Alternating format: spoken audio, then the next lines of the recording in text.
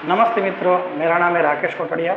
आज का हमारा प्रश्न है, सुबह 3:30 से 5 के बीच में ऐसा क्यों समय रखा गया है कि दुनिया के लगभग सभी धर्म के अंदर इस समय का बहुत ही महत्व है।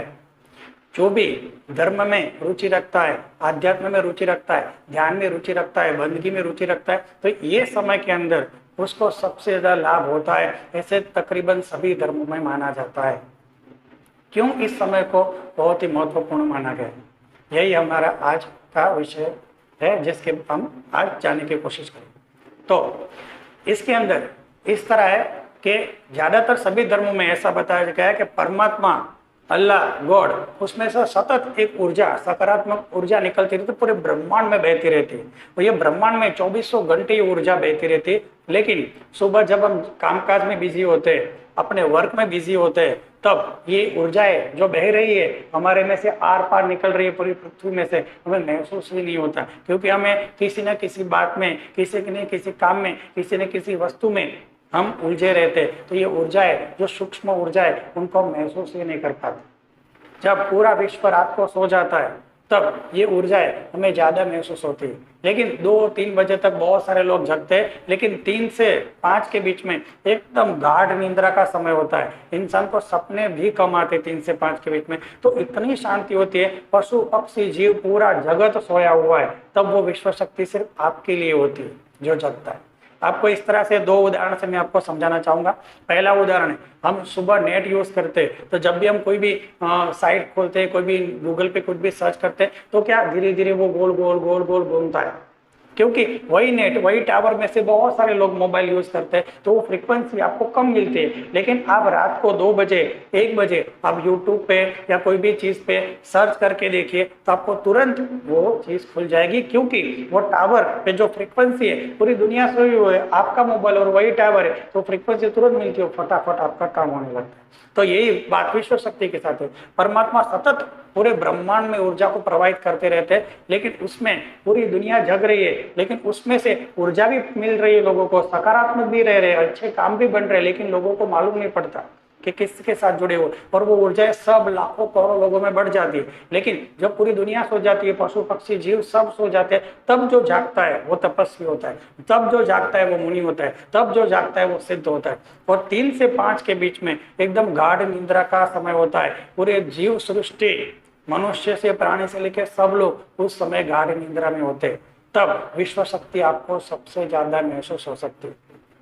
दूसरा, ये टाइम के बीच में जागने का क्या कारण है, तो उसको दूसरे उदाहरण से भी समझ सकते हैं। जैसे कि कोई बगी चलाने वाला इंसान है, उस बगी के साथ 4 घोड़े जुड़े हुए हैं, उसमें से 3 घोड़े एक्टिव है और 1 घोड़ा आलसी है। तो क्या होगा, अगर बगी वाले को अपनी बगी को स्टेशन की ओर ले जाना हो, तो 3 घोड़े एक्टिव है, वो जाएंगे, और 3 के साथ वो चौथे आलसी घोड़े को भी जाना ही पड़ेगा स्टेशन। उसको इच्छा हो या ना हो, 3 के साथ अगर वो जुड़ा हुआ है, तो उस आलसी घोड़े को भी स्टेशन पहुंचना ही पड़ता है। बिल्कुल वही बात है। ऐसा रहस्य 3 से 5 के बीच में, 3:30 से 5 के बीच में जो विश्व शक्ति में महसूस होती है, इससे बहुत सारे लोगों को रहस्य मालूम पड़ चुका है। और बहुत सारे लोग बंदगी, दुआ, तपस्या, ध्यान, ये 3:30 से 5 के बीच में ही करते हैं, और उनमें बहुत सारी सकारात्मक शक्ति आ चुकी है, बहुत सारे सकारात्मक चीज वो महसूस करते हैं। वो उनको प्रक्रिया भी मालूम है, इस विश्व शक्ति से कैसे जुड़ते हैं, उनको ध्यान मालूम है, तपस्या मालूम है, मंत्र मालूम है, सब मालूम है। लेकिन हम आलसी उठ नहीं पाते, और हमें मालूम भी नहीं कि किस तरह से करना है। लेकिन अगर हम 3:30 से 5 के बीच में अगर उठते हैं, तो जैसे ही वो 3 घोड़े एक आलसी घोड़े को वहां पे स्टेशन तक पहुंचा ही देते हैं। इस तरह से जैसे अगर हम 3-3:30 से 5 के बीच में हमें जो भी मंत्र आता हो, जैसा भी मंत्र आता हो, जैसा भी ध्यान आता हो, जैसी भी तपस्या होती है, जो भी बंदगी आती हो, अगर हम करते हैं, तो लाखों लोग जो उस टाइम 3:30 से 5 के बीच में जो ये ठीक से जानते करते किस तरह से, उनके साथ हम अनायास ही भूल से ही उनकी प्रक्रियाओं के साथ जुड़ जाते, उन सामूहिक शक्तियों के साथ। वो कहाँ बैठ के सच्ची प्रक्रिया कर रहे हैं, वो कहाँ बैठ के किस तरह से मंत्र जाप कर रहे हैं, हमें कुछ नहीं मालूम। लेकिन 4 घोड़े 3 घोड़े के साथ 1 घोड़ा के स्टेशन पहुंच ही जाता है। इस तरह से उन लोगों की भी प्रक्रिया में वो आगे बढ़ रहे हैं। तो उसी टाइम आप अगर जगते हो, तो आप भी उन प्रक्रिया में जुड़ जाते हो। आपको मालूम हो या ना मालूम हो, आपको भी उनकी धीरे धीरे स्थिति प्राप्त हो जाती है। आप भी उनके लेवल तक पहुंच ही जाते हो। बस यही इसका रहस्य है। तो बहुत सारे लोगों को ये रहस्य मालूम है, 3:30 से 5 का ब्रह्म मुहूर्त का समय है, उसके समय में आप जागते हो तो उनके साथ जुड़ जाते हो जो सही मानों में ये प्रक्रिया जानते हैं, विश्व शक्ति से जुड़ने की प्रक्रिया जानते हैं, और आप उनके साथ जुड़ के आप भी उस प्रक्रिया से जुड़ सकते हो। हमें कुछ भी नहीं करना है।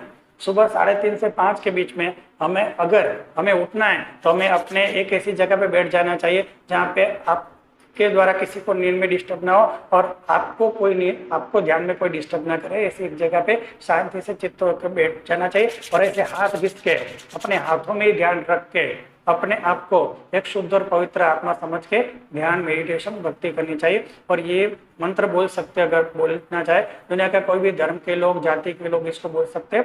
एकदम आसान मंत्र है। मैं एक पवित्र आत्मा हूँ, मैं एक शुद्ध आत्मा हूँ, मैं एक पवित्र आत्मा हूँ, मैं एक शुद्ध आत्मा हूँ, मैं एक पवित्र आत्मा हूँ, मैं एक शुद्ध आत्मा हूँ।